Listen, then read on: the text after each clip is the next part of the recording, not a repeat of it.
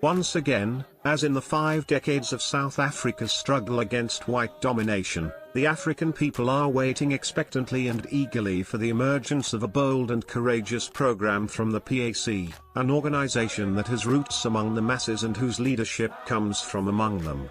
Not only has the PAC succeeded in raising the eyes of our people above the dust of immediate conflict, to the genuine democracy that lies beyond the stormy sea of struggle, but it has also imparted a meaning and a purpose of their struggle. The South African people, therefore, are awake. They are waiting eagerly and expectantly, waiting for the call to battle for the conquest of the continent of Africa, which for over 300 years has been the prostitute of the philanderers and rakes of Western capitalism. Mabuye Africa, that is the cry ringing throughout the continent. Africa for Africans. Isweletu, Africa. Those are the words that spell the doom of white supremacy in Africa. Who are the Africanists?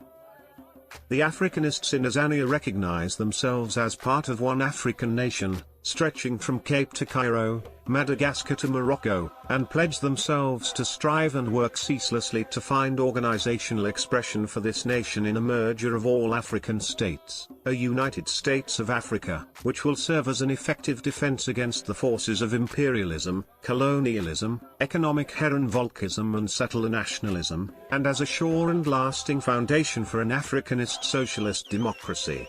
The African people regard the development of such a nation as essential for the preservation of their sovereignty, of their vital material and spiritual interests, and for the creation of conditions under which they will be enabled to make their lasting contribution to human advancement in a free Africa. The Africanists concur that the social force which upholds the material, intellectual and spiritual interest of the oppressed people in Azania is African nationalism, and the social force which upholds the material, intellectual and spiritual interests of the oppressor is settler nationalism, which predicates itself on the annihilation of the African oppressed people through a system of premeditated systematic economic exclusion and landlessness. On sellouts, the white settler class, and the African landless oppressed.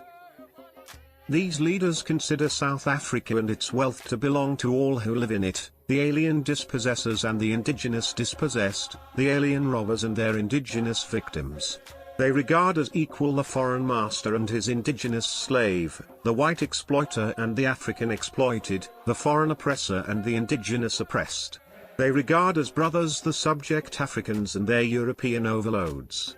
They are too incredibly naive and too fantastically unrealistic to see that the interests of the subject, African, people who are criminally oppressed, ruthlessly exploited and inhumanly degraded, are in sharp conflict and in pointed contradiction with those of the white ruling class.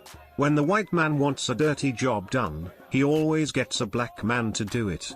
The so-called leaders, after doing a dirty job, namely, seeing to it that the African is deprived for all time of this inherent right to control his country effectively, of seeing to it that whatever new social order is established in this country, the essentials of white domination are retained, even though its frills and trappings may be ripped off.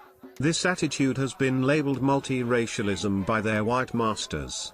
They have been boldly suggested that being multiracialist is a virtue. Africanism, the way forward.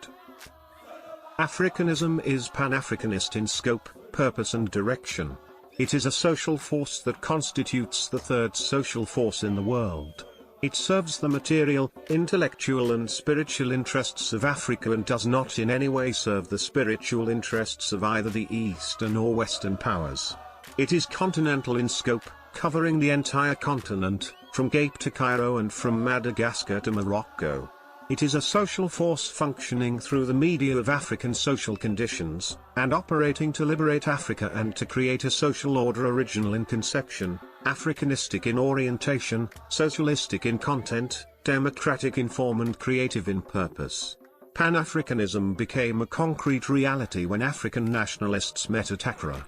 The All-Africa People's Conference, held in Accra in December 1958, laid a promising organizational foundation for African nationalism on a Pan-African basis. Final triumph. In its dialectical march towards the final synthesis of Africanism, African nationalism is destined to create the conditions favorable for the development of the African personality.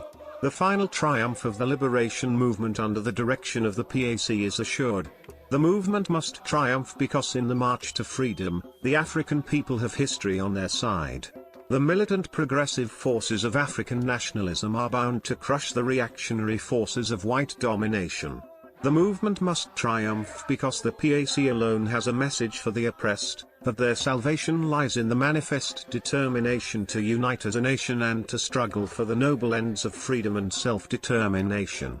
The movement must triumph because, having been purified in the crucible of oppression, the African people can demonstrate to the world genuine democracy in action, a democracy founded upon the ruins of the material and spiritual conflicts and contradictions of the existing social order, a democracy in which man shall at long last find their true self, and a democracy in which the human personality shall blossom to the full.